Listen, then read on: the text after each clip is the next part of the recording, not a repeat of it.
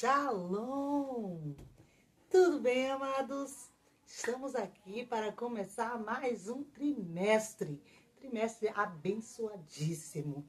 Um trimestre findou e um outro maravilhoso começou. Porque a vida do cristão é de novidade em novidade. E um tema assim maravilhoso. Olha a capa como é linda, ó. A igreja em Jerusalém, oh glória! E o tema de hoje, né, dessa semana, é a igreja que nasceu em Pentecostes. E o que é Pentecostes, irmã Selma? Pentecostes é a festa da colheita, também chamada de festa das primícias. E por ocasião dessa festa, a promessa que Jesus, né, Deus Pai, Deus Filho, né, Jesus quando estava com os discípulos, ele falou, necessário é que eu vá, né? Que eu vá, porque se eu não for, ele não virá. Mas eu indo, enviarei o Consolador, para que estejam com vocês em todo o tempo. É promessa, e assim foi, assim aconteceu. No dia de Pentecoste, ele desceu. Aleluia! Bendito é o nome do Senhor. E o texto áureo, que não podemos deixar de ler, diz, e todos foram cheios do Espírito Santo e começaram a falar em outras línguas, conforme o Espírito Santo lhes concedia que falassem, que está lá no Evangelho de Atos 2, verso 4. E a verdade prática, ou seja, para memorizar, não podemos esquecer, é a igreja nasce no Pentecostes, capacitada pelo Espírito para cumprir a sua missão, porque até então tinha-se a comunidade de fé, mas a instituição, a inauguração da igreja se deu no dia de Pentecoste. Outra coisa que me chama muito a atenção, estamos vivendo tempos difíceis em que tem aumentado os desigrejados, onde muitos estão pensando que não precisam ir para a igreja, que não precisa estar na comunhão do rebanho, né? Como nós chamamos de maneira tão carinhosa, nós nos consideramos ovelhas, não o animal em si, mas no sentido de estarmos sobre a tutela ou liderança de um líder espiritual, né? E muitos estão achando que não se faz mais necessário estar congregando, né? Acham que basta estar em casa, ligando, assistindo filme ou vídeos, né? Que fala sobre pregações, sobre textos bíblicos, mas não é bem assim. Porque quando Jesus falou assim, ó, ficar em Jerusalém, eu vou para o Pai, mas vou enviar o Consolador. Mas vocês precisam ficar em Jerusalém. Por que ficar em Jerusalém? Até que venha o que eu vou enviar. Está em Jerusalém até que do alto sejais revestidos do poder. E algo interessante que me chama a atenção. Por acaso, cada um estava nas suas casas, fazendo o que vinha na cabeça, ou passeando, ou quem sabe em um retiro, né? Não. Eles estavam reunidos em comunhão, não apenas reunidos, mas unidos. Peço desculpa se porventura está fazendo um barulho aí, porque está passando um carro aqui do gás. Bendito é o nome do Senhor. Eles estavam não apenas reunidos, mas eles estavam unidos. Eles estavam em comunhão. Olha aí a importância da comunhão. Olha a importância de estarmos reunidos em louvores, adorações, meditação da palavra, ouvindo o sermão que o seu pastor, que o nosso pastor, carinhosamente preparado, estudou, orou, buscou da parte de Deus e o Espírito Santo revelou, o guiou para tal, é ministrado em todos os cultos. Então eles estavam em Jerusalém, como eu falei, volto a repetir, não apenas reunidos, mas unidos, em um só coração. A comunhão havia entre eles. E até que aconteceu, oh glória, aconteceu, a promessa se cumpriu.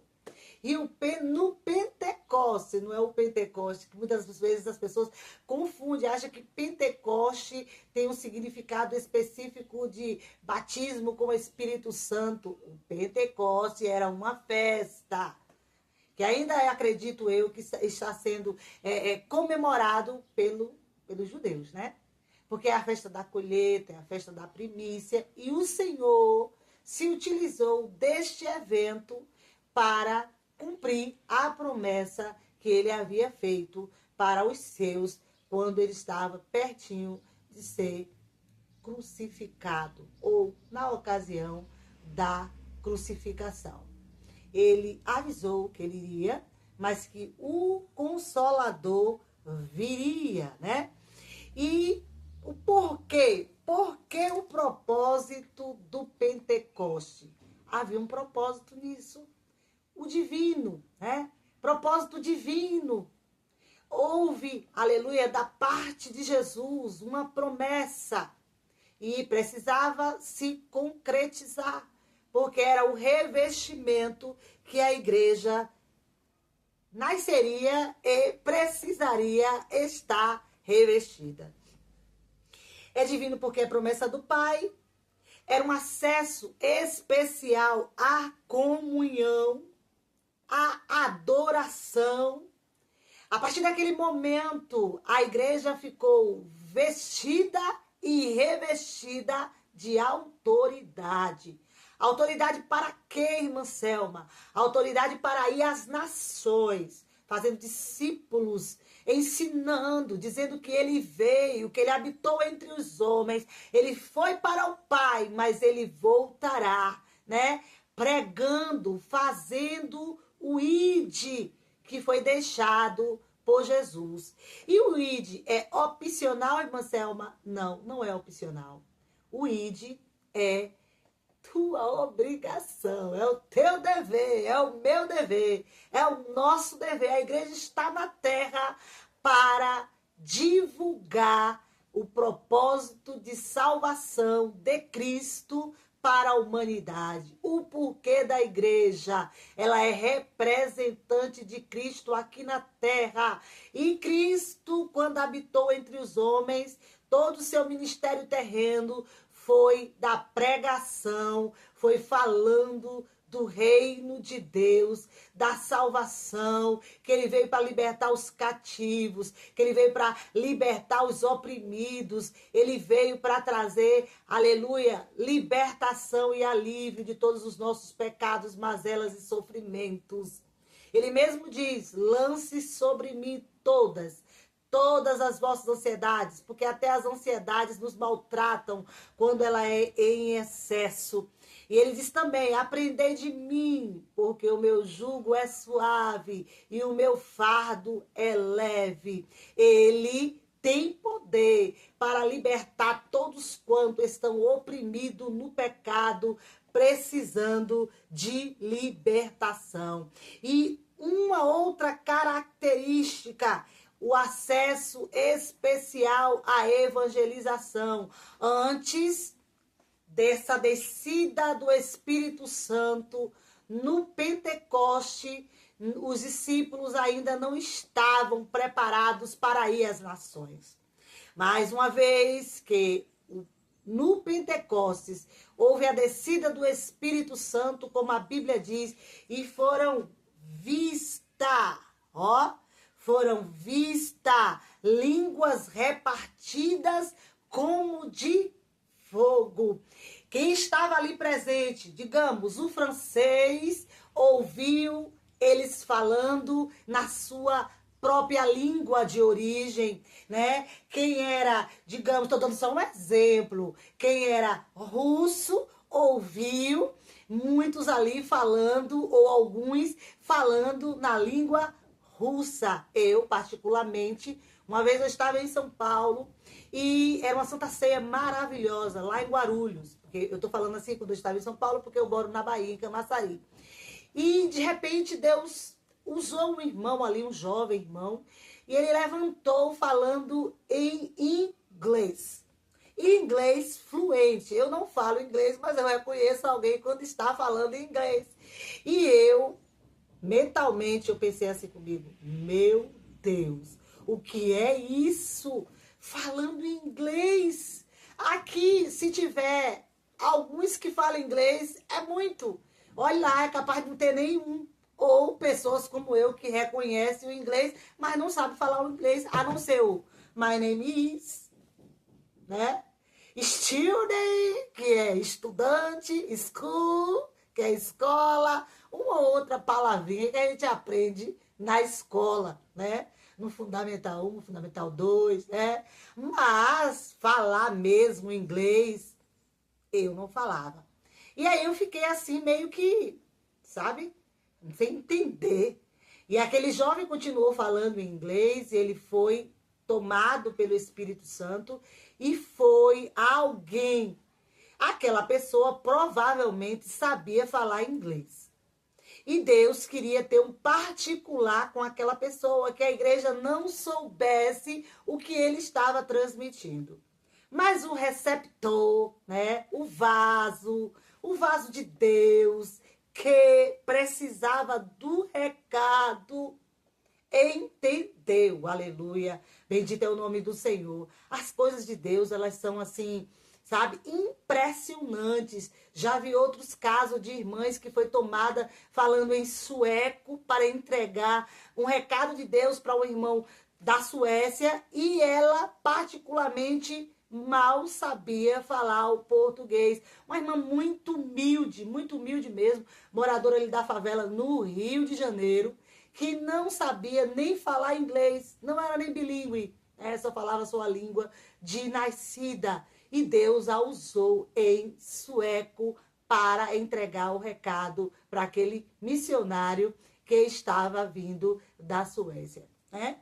Então, são as coisas de Deus. As coisas de Deus são sobrenaturais. Ele usa como quer, faz como quer, da maneira que quer. E o importante é que o seu desejo seja cumprido. E a Bíblia diz que foram vistas línguas repartidas como de fogo. E hoje acontece isso, irmã Selma? Acontece. Porque Deus, ele não mudou. Ele permanece o mesmo. Muitas das vezes eu posso mudar, você pode mudar. E a mudança, na maioria das vezes, não é para melhor. É para pior, infelizmente. Mas oxalá que neste dia o Senhor esteja efetuando uma mudança na tua vida, na minha vida, nas nossas vidas, para melhor. Aleluia. Bendito é o nome do Senhor. Então, depois que isto aconteceu, a igreja foi inaugurada e agora eles estavam capacitados para saírem de Jerusalém e irem a outras nações, fazendo discípulo. Um foi para uma parte, outro foi para outra, não ficaram mais no mesmo lugar ali em Jerusalém, mas eles precisavam cumprir o ide. Ele falou, vá às nações e façam discípulos. Vocês só vão ficar em Jerusalém até que do alto sejais revestido de poder. E depois disso, sereis minhas testemunhas. Irão às nações, irão às outras cidades, a outros estados, fazendo discípulo, dizendo a eles que eu tenho poder para libertar. E as manifestações divinas que aconteceu ali em Pentecoste, ainda hoje acontece. Basta o Senhor encontrar um vaso na posição, disposto a ser usado, e ele usará, porque ele é fiel. E os seus desígnios não podem ser frustrados ou impedidos. Operando ele, quem impedirá? Ninguém, nada poderá impedir os propósitos do nosso Deus, né? A experiência foi específica que os discípulos vivenciaram naquele dia. E essa experiência, ela é contínua, né? Há irmãos que até hoje são usados em interpretação de línguas, usado em línguas para estar entregando um recado de Deus para a igreja como um todo ou para irmãos individualmente, porque Deus, ele é Deus, irmãos. Deus, ele não mudou, ele permanece o mesmo. Na introdução diz que a igreja, como eu já falei, mas volto a repetir, para memorizar, né? Porque essa é a nossa escola. Como é a musiquinha? Essa é a nossa escola, escola dominical. Essa é a nossa escola, uma escola sem igual. Uma escola sem igual, que faz bem a toda gente. Aleluia! Quem não veio ou vai a essa escola, com certeza está doente. Com certeza está doente, ou então está trabalhando, e o resto você já sabe. Se não sabe, procura na internet que tu vai achar. Eita glória! Então, nós não estamos doentes. É por isso que nós estamos todas as semanas estudando as lições bíblicas dominical. Porque crente que gosta de EBD é crente esclarecido. Crente que não falta EBD é crente que tem se alimentado verdadeiramente da palavra. Então, como estávamos dizendo, a igreja nasceu no Pentecostes. E esse evento marcou o início de uma nova era. A era, qual era? Qual era? A era da igreja. O Pentecoste, como eu falei, eram das festas celebradas, mais importantes, celebradas pelos judeus, e acontecia 50 dias depois da Páscoa. Foi nesse dia especial que Jesus derramou o seu Espírito, aleluia, sobre todos os discípulos, os batizando. E o derramamento do Espírito lá no Pentecostes marca o início da igreja como uma comunidade de profetas. Como foi profetizado por Joel. No livro de Atos, Lucas ensina que esse acontecimento tinha um significado especial para o fim dos tempos, pois já havia sido anunciado pelo profeta ou pelos profetas do Antigo Testamento. Além disso, o Pentecoste foi uma prova clara de que Jesus havia ressuscitado. O propósito desse derramamento do Espírito foi de dar poder. Eis que vos dou poder para pisar serpentes e escorpiões, e se beberem alguma coisa mortífera, nenhum dano lhe fará. Por quê? Porque o Senhor tem dado poder à sua igreja. O Senhor tem dado poder à sua igreja para entrar e sair, para entrar em meio aos pecadores, dizendo que Ele é o caminho, Ele é a verdade, Ele é a vida, e ninguém irá ao Pai a não ser por Ele. Cristo é a ponte que leva, que guia, é o elo, é o único mediador entre Deus e os homens. Aleluia. Bendito é o nome do Senhor. Lucas relata por ocasião do derramamento do Espírito no dia de Pentecoste.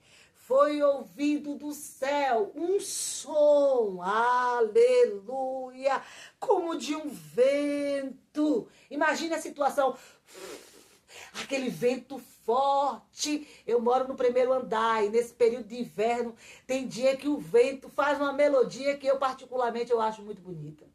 Imagine naquele momento um vento veemente, impetuoso, aleluia, era descida a igreja, era descida daquela promessa, daquele que foi prometido por Jesus.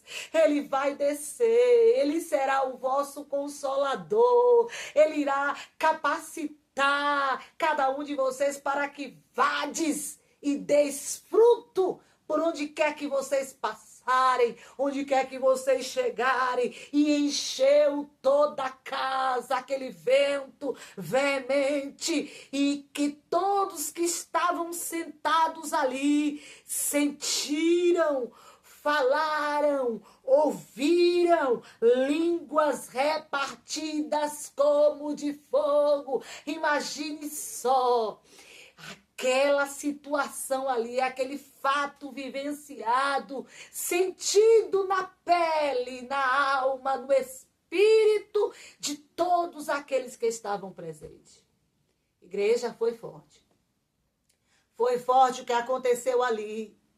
Eu já participei de cultos assim gloriosos, que a presença, o mover do Espírito Santo foi tão intenso que cada glória que eu dava parecia que eu estava levitando, porque o poder de Deus, ele nos dá, aleluia, ele nos faz sentir a presença do céu na terra, a presença do céu, presta atenção, a presença do céu, aleluia. Quem está ligado, aleluia, quem já sentiu, sabe do que eu estou falando, e quem nunca sentiu, ore, peça a Deus, porque é para todos aqueles que creem. Não foi só para os discípulos que estavam lá em Jerusalém, na festa lá, no cenáculo, reunido por ocasião da festa de Pentecostes.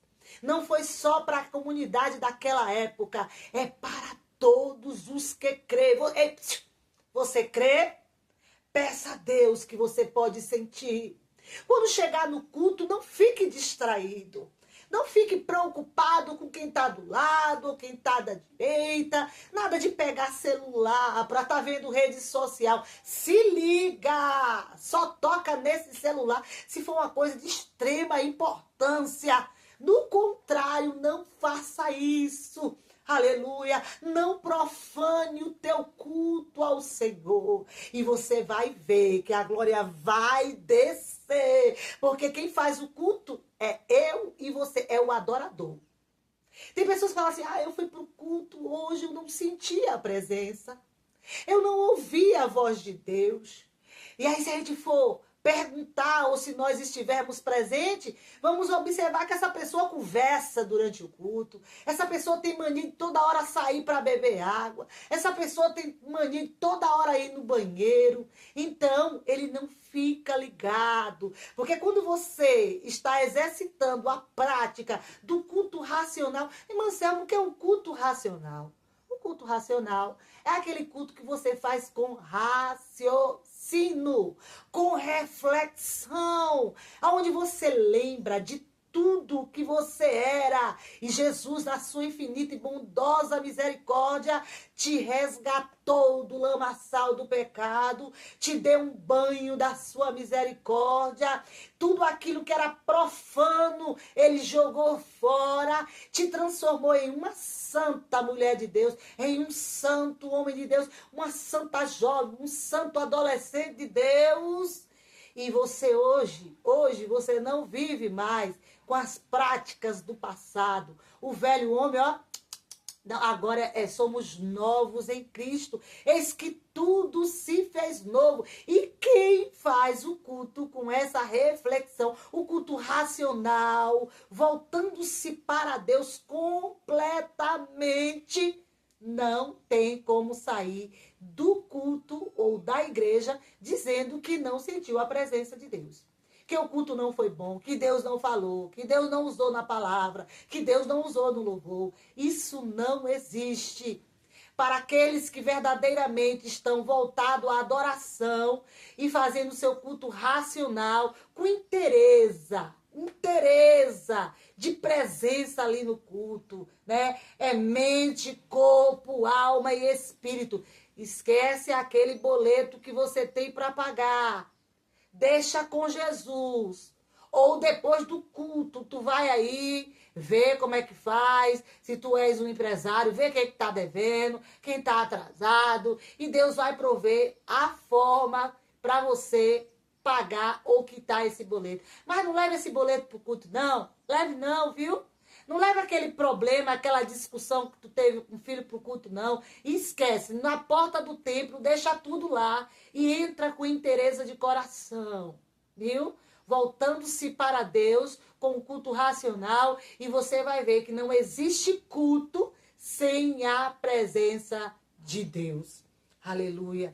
E ele desceu com poder naquele momento em que todos estavam ali nos cenáculos reunidos, né?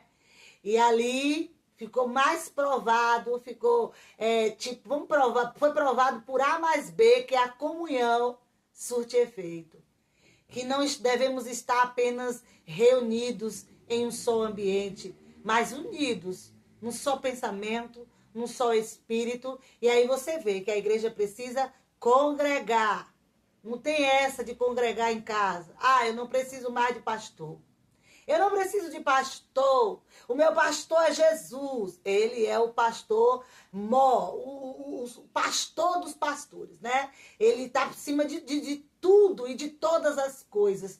Mas aqui na terra, ovelha precisa de pastor. Porque ovelha que vai pastar longe das outras, do rebanho, ela corre perigo, porque o lobo mau ama ver uma ovelha desgarrada. Ovelha desgarrada, lobo mau, ó, pega. Mas a ovelha tem que andar, ó, em comunhão. Onde está um, onde está outra, o rebanho reunido, aí está a ovelha. Porque a ovelha, quando está reunida ou unida, melhor dizendo, está debaixo da tutela e da proteção do pastor. Onde o pastor está, as ovelhas estão seguras. Porque se for o caso, quando o lobo se aproximar ou a ameaça vier, o pastor está ali pronto com o cajado para defender as suas ovelhas. Então, ovelha precisa, sim, de pastor. Não tem essa história de ovelha pegar e sair pastando de qualquer jeito, longe da tutela do seu pastor. Não pode acontecer isso. E o ponto 2 diz, um evento paralelo ao Sinai. Assim como no Sinai, onde a presença de Deus se tornou real, com uma das experiências mais marcantes da história do antigo povo de Deus, de uma forma muito mais gloriosa e profunda, o Pentecostes marcou o encontro do Espírito de Deus com a igreja. Pentecoste, portanto, é a experiência do Espírito Santo. Lá no Sinai, a letra da lei foi escrita em tábuas de pedra. Aqui, no Pentecoste, a palavra de Deus foi escrita nos corações. Todos aqueles que vivenciaram aquele mover, a descida, aquele grande poder, aleluia, que visitou os discípulos que estavam ali no cenáculo na ocasião de Pentecoste, não foram mais os mesmos. Aleluia. Bendito é o nome do Senhor. Vamos falar de Pedro. Pedro foi tomado de grande poder. Aleluia. Imagine um homem pregando para mais de 2.000 pessoas, não tinha microfone naquela época, e grande foi o número de pessoas que se voltaram a Jesus naquela ocasião, né? Pedro pregando sem microfone, sem nenhum curso de oratória. E como foi que Pedro convenceu aquele povo? Foi o poder, foi a unção, foi a presença do Espírito Santo, aquele poder que desceu sobre eles, capacitando e revestindo para que eles saíssem pregando o evangelho, aleluia, e Jesus fazendo grandes coisas por intermédios da vida dos seus discípulos e por intermédio do seu povo, da igreja de hoje, da igreja da atualidade, porque a igreja está aqui na terra como se fosse um sal, impedindo que tudo se deteriore, impedindo que o mal tome de conta. A igreja está na terra e o mal tem que bater continência, Porque enquanto a igreja não sair da terra, o mal não pode triunfar. Aleluia! Bendito é o nome do Senhor para todos sempre. Estamos aqui como representantes de Deus. Aleluia! A igreja na terra, ela é a vontade de Deus que impede que o mal tome de conta plenamente ou totalmente da humanidade. Ponto 3 diz: centrada em Cristo e nos tempos finais. A igreja está centrada em Cristo e nos tempos finais. Na sua pregação no dia de Pentecoste, Pedro deixou claro que esse evento estava totalmente ligado a ele, a Jesus. Ele mostrou que o derramamento do Espírito Santo estava diretamente relacionado a quê, igreja? A morte, ressurreição e ascensão de Cristo. Isso significa que, embora o Pentecoste seja uma manifestação do Espírito Santo, ele também é cristocêntrico, ou seja, tem Cristo como seu centro. Foi Cristo que dissera: eu vou enviar o Consolador. Eu vou enviá-lo e ele vai revestir vocês de poder. Mas, por enquanto, fiquem em Jerusalém, até que do alto sejais revestido do poder. Isso foi promessa e foi cumprida lá na descida do poder de Deus, enquanto eles estavam na festa de Pentecoste, lá no cenáculo, reunidos. Sem a cruz de Cristo, Pentecostes perderia seu verdadeiro significado, pois não há Pentecostes sem cruz, não há cristianismo sem cruz, né? O doutor Hernandes diz que sem a ressurreição, o evangelho teria terminado em más notícias. E que as melhores notícias que a humanidade já ouviu, fala de Hernandes, e eu concordo com ele, saíram daquele sepulcro vazio. Porque a ressurreição é um dos pilares, é a base da fé, do cristianismo. Sem ressurreição, o cristianismo não perduraria. É porque nós cremos que ele desceu, que ele habitou entre os homens, que ele morreu de cruz em nosso lugar. Ele disse: se derrubarem esse templo, em 3 dias eu o levantarei.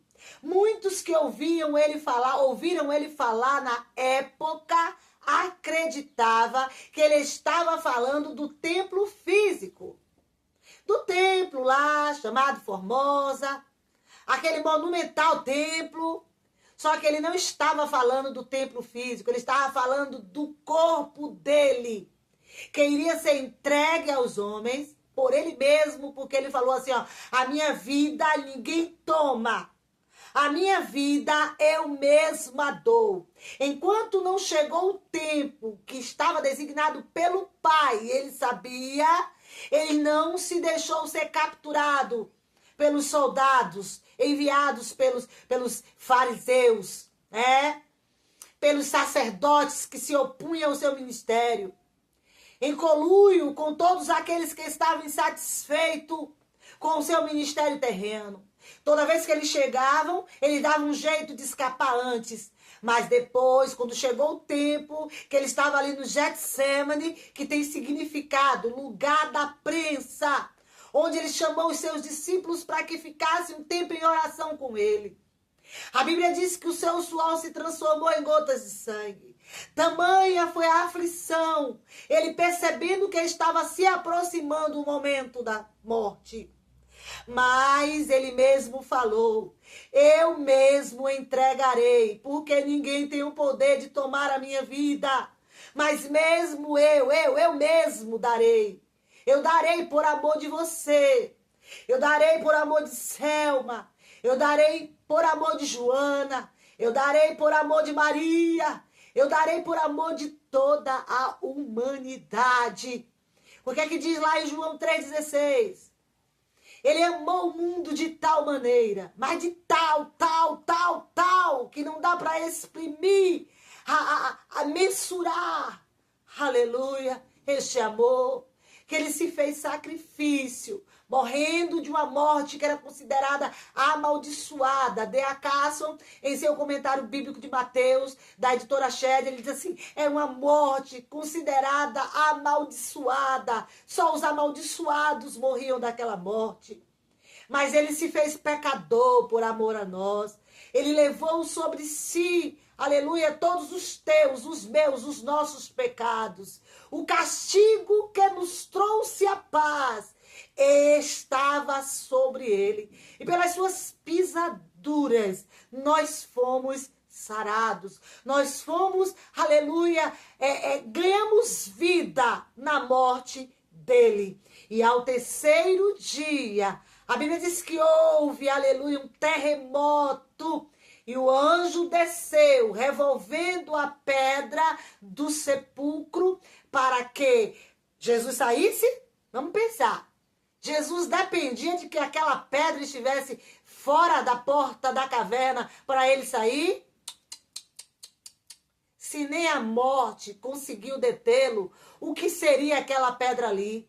Mas porque precisava que estivesse aberto para as Marias testemunharem que verdadeiramente ele ressuscitou. E agora, uma vez ressuscitado, aleluia, o que ele prometeu, aleluia, depois que ele ascendeu aos céus, a igreja estava entristecida, porque há um tempo andando com o mestre, tendo ele ali juntinho, quem é que não quer ter um amigo bem pertinho? E aí, de repente, esse amigo tem que ir. Aí a igreja ficou momentaneamente entristecida, mas não demorou. E o Espírito Santo desceu para consolar aqueles que estavam entristecidos com a partida do Mestre. Aleluia. Voltando aqui para a lição. Pois não há Pentecoste sem cruz. Além disso, Pedro explicou que o Pentecoste foi o cumprimento da promessa de Joel.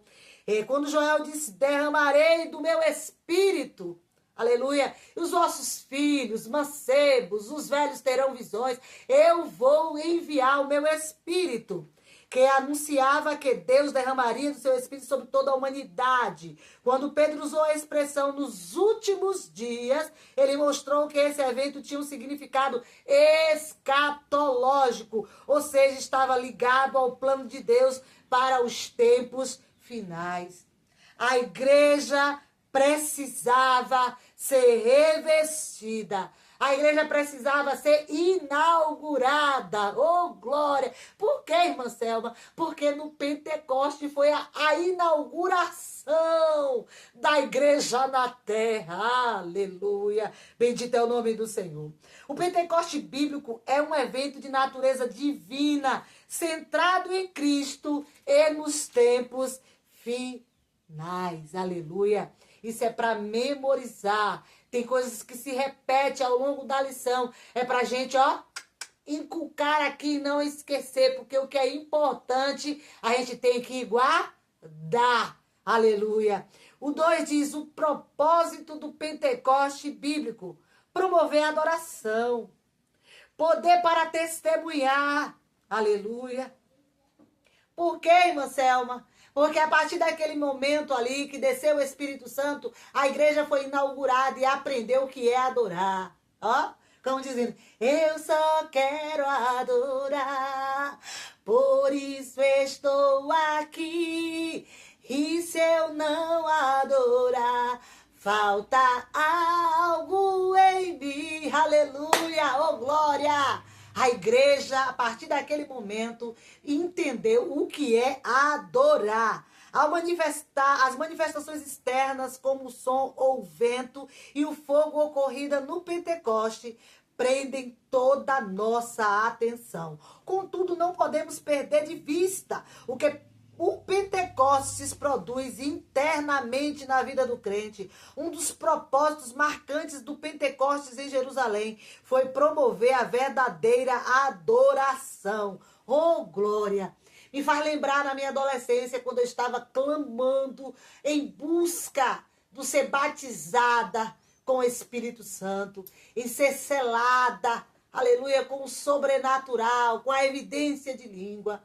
Eu já adorava antes, mas depois que eu fui selada com o selo do Espírito Santo, com o falar em outras línguas, tudo mudou. Eu fiquei mais ousada, aleluia, para, botar a mão na cara do inimigo quando estiver incorporado em um corpo de qualquer pessoa, que a gente precisar ir lá expulsar o demônio. Uma vez que a gente está selado e revestido com o poder do Espírito Santo, o inimigo passa mal com esse crente.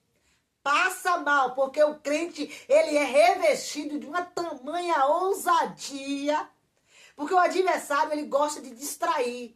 Eu já vi casos de pessoas manifestadas com o mal e que ficava fazendo piadinhas no meio da igreja com o intuito de distrair a igreja.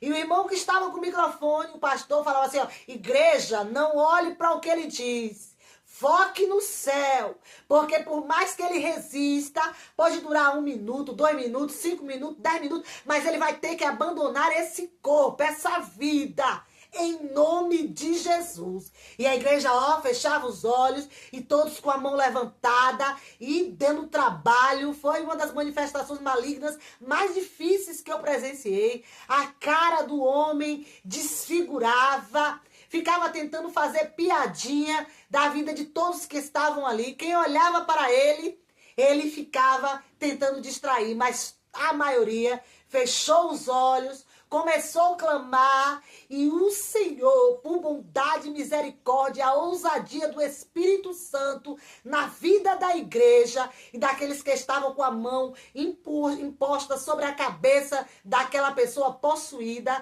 o diabo bateu em retirada e aquele jovem foi liberto para a glória de Deus. Com a descida, com o selo do Espírito Santo, a igreja adquiriu, aleluia, poder para adorar e ousadia sobre o mal, triunfando em Cristo, determinando no nome de Jesus, aleluia, e todos os demônios têm que se sujeitar. O próprio Jesus falou para os seus discípulos quando estava no ministério terreno, foi perguntado a ele como é que os demônios são expulsos, e ele falou meio assim, olha, é com jejum e oração. Aleluia. E ele foi lá e expulsou. E enquanto Jesus não tinha voltado ao Pai, a igreja ainda estava meio crua. Não estava jejuando, porque o mestre estava presente. Mas depois que o mestre subiu e que o Espírito desceu no Pentecostes, a igreja adquiriu a prática do jejum, da oração, de forma mais intensa. Não estou dizendo que ninguém jejuasse naquela época. Mas uma vez que estavam sem o mestre aqui na terra, houve uma necessidade de uma separação, uma santificação, uma busca mais intensa para que o mal não triunfasse, mas a igreja gloriosa, aleluia, passasse triunfante, como diz aquele hino, o mundo se curvando, mas a igreja de pé, sempre de pé, triunfando em nome do Pai, do Filho e do Espírito Santo de Deus, porque onde a igreja chega como representante de Deus, de Cristo aqui na terra, todo mal tem que bater em retirada. E a igreja teve poder para testemunhar depois da descida do Consolador. Aleluia. O Pentecoste tem uma dimensão escatológica, pois aconteceu antes de chegar o grande e glorioso dia do Senhor. No entanto, essa realidade dos últimos tempos não significa que a igreja deve ter uma visão escapista, ou seja, desejar fugir do mundo a qualquer custo. Não temos que tentar fugir do mundo a qualquer custo. Precisamos ter amor pelas almas. Precisamos chorar pelas almas. Precisamos nos sacrificar pelas almas. Como, irmã Selma, orando, jejuando. É indo até eles. Quando eles não querem vir para a igreja para ouvir a igreja vai para as praças, a igreja vai para os prostíbulos, a igreja vai, já que eles não vêm porque estão oprimidos e o adversário não deixa vir, a igreja vai até eles, pregando que Jesus é o único mediador entre Deus e os homens, que ele tem poder para libertar o mundo, que ele tem poder para libertar todas as vidas que estão acorrentadas na mão do adversário. Ele nos deu poder para que nós para que vades, aleluia, por todas as nações, aonde tiver um beco, uma viela, vá, porque fazer missão não é só ir para a África, fazer missão não é só ir para Moçambique, fazer missão não é só ir para outras nações. Temos que ir para outras nações, mas comecemos a fazer missões na rua em que moramos, na escola em que estudamos, na faculdade. Sei que vivemos em um tempo em que está difícil de termos liberdades para manifestar a nossa fé. Mas o Senhor sempre dá estratégia ao seu povo. Se você não pode falar numa sala de aula, fala no caminho de volta.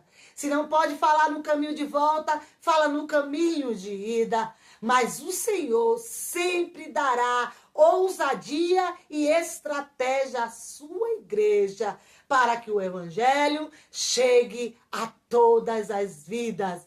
Porque enquanto ele não chegar, aleluia, a todos, ele não virá. Mas estamos cientes que a cada dia que passa, mais perto estamos da volta do Mestre. Aleluia. Não sabemos se ele virá na primeira vigília. Não sabemos se ele virá na segunda vigília. As virgens nécias não tiveram cuidado de encher a lamparina para estar apta a esperar em todas as 4 vigílias. Porque quem sabe elas achavam que ele chegaria na primeira vigília, que é das 9 da noite até as 23, né? Mas, aleluia, a Bíblia diz que ele veio à meia-noite, quando todas não estavam, todas estavam dormindo, porque a Bíblia diz que todas estavam dormindo, mas havia uma diferença, 5 dormiram preparadas e 5 dormiram despreparadas, as lamparinas já tinham apagado, mas as virgens prudentes estavam com as suas lamparinas acesas, e quando elas ouviram o brado de que eis o noivo, elas levantaram e foram às bodas. Então eu te pergunto, estás preparado? Estás revestido de ousadia? Porque o selo do Espírito Santo nos reveste de ousadia para estarmos aqui na terra representando Cristo e indo para todos os cantos, dimensões, ambientes, sempre de forma estratégica, porque também não podemos desafiar a lei, os costumes ou as normas que os governos instituem, mas em obediência às leis, Deus nos dá a estratégia para estarmos falando a todos e a tudo, a todos que estão em volta de nós. E a tudo que for de instituição, ambiente, aleluia, Deus nos dará estratégia para falarmos de Jesus. Eu conheço uma irmã que ela fala que ela não atende o telefone dizendo alô. Ela fala meio assim, ó, Jesus te ama e tem um plano na tua vida. Aí depois é que ela começa a falar com a pessoa que está do outro lado. Imagine que coisa linda, Jesus te ama e tem um plano na sua vida. Desmonta qualquer artimanha, até aqueles spam que quer ligar para nós com o intuito de nos saquear, de aplicar golpe. Quando você falar assim, ó, Jesus te ama e tem um plano na tua vida, é capaz de a ligação cair. Oh, glória! Porque Deus, ele é fiel e ele tem dado sabedoria e inteligência à sua igreja aqui na terra para estarmos fazendo o ID. Porque o ID não é opcional. O ID é um dever de todos que se chama Igreja de Cristo aqui na terra. Características do Pentecoste bíblico. Uma experiência específica. Por que específica?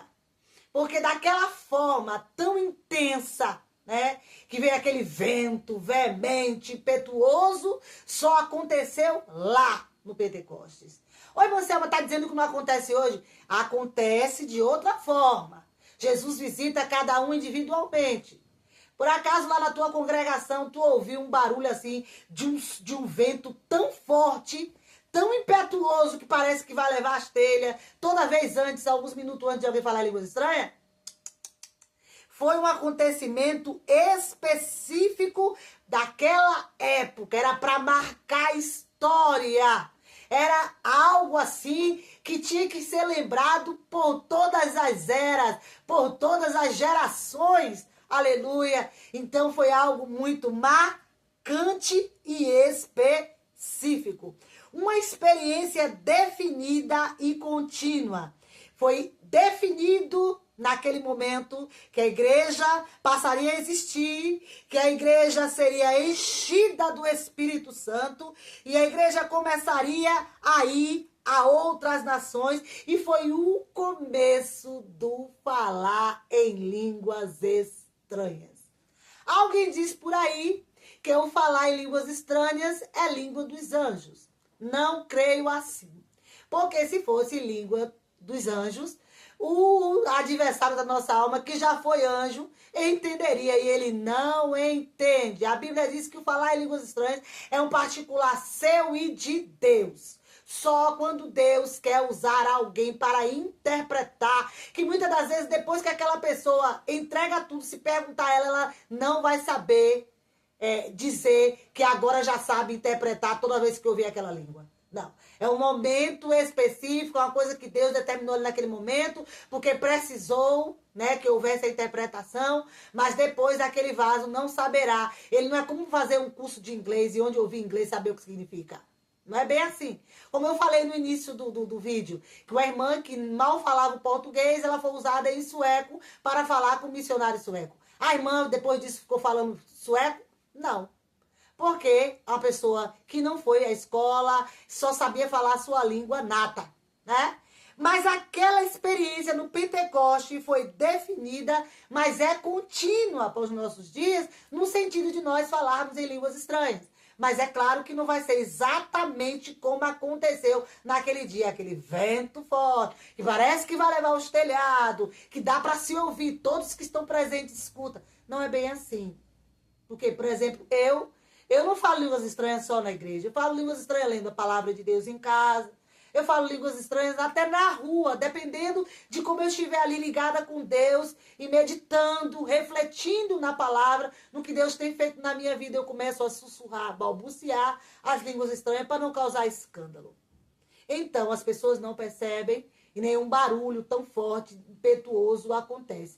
Então, essa experiência tão intensa foi específica lá para a fundação da igreja, né, a instituição da igreja, ali no que aconteceu em Pentecostes. As línguas e o amor, a evidência física inicial ou sinal do batismo no Espírito Santo foi o falar em outras línguas. Não há uma grande alegria, um amor afetuoso que evidenciaram novamente. Não foi uma grande alegria ou um amor afetuoso que evidenciaram o batismo no Espírito Santo. Paulo, por exemplo, disse que o amor de Deus está derramado em nosso coração, pelo Espírito Santo que nos foi dado. O apóstolo escreveu para uma igreja pentecostal. E por que pentecostal? É porque ainda hoje nós falamos em línguas estranhas. Cremos na descida do Consolador ali por ocasião da festa de Pentecostes. Lá no cenáculo, a igreja creu, a igreja ainda vive e evidencia o falar em línguas estranhas. Ele desceu para nos consolar. Ele desceu porque foi promessa divina. Ele desceu para nos revestir do Espírito Santo de Deus. Ele nos capacitou para irmos às nações. Ele gerou em nós algo especial, algo intenso do que é adorar. Aleluia. Bendito é o nome do Senhor. Conclusão, como vimos, o Pentecoste marcou o início da igreja, da era da igreja. Jesus agora, glorificado, batizou os crentes no Espírito Santo. E o Espírito Santo inseriu no corpo de Cristo, que é a igreja, cujo nascedouro foi no Pentecoste. Esse evento é essencial porque mostrou que Deus deseja uma igreja capacitada para cumprir a sua missão. E para encerrarmos, a igreja está aqui representando Cristo. Cristo em seu ministério terreno, ele não estava aqui na terra de férias. Ele não estava aqui na terra a passeio. Ele veio com a missão específica: pregar o seu evangelho, depois ser entregue aos inimigos do mesmo, aleluia, morrer na cruz para a salvação da humanidade. E a igreja não está aqui na terra de férias. A igreja está aqui na terra com a missão. E fazer discípulos.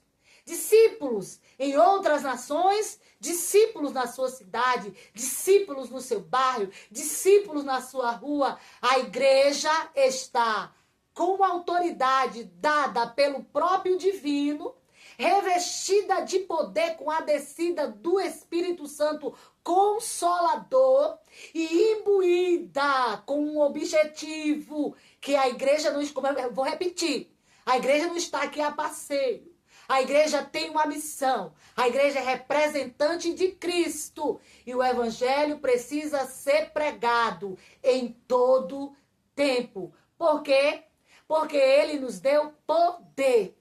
Poder é para irmos fazer o ID dele. Desde já eu peço a todos ajuda, se inscreva no meu canal, dá um like. O objetivo é nobre.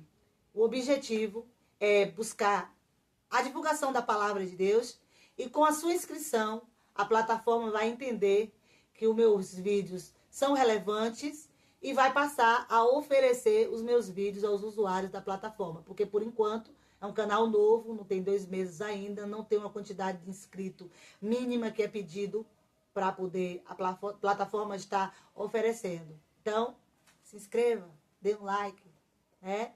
Para eles entenderem que é relevante e que Deus abençoe as vossas vidas.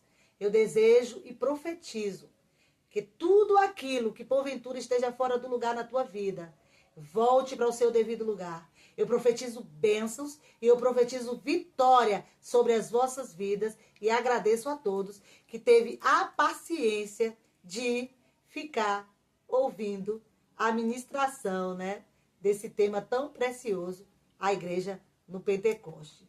Deus abençoe.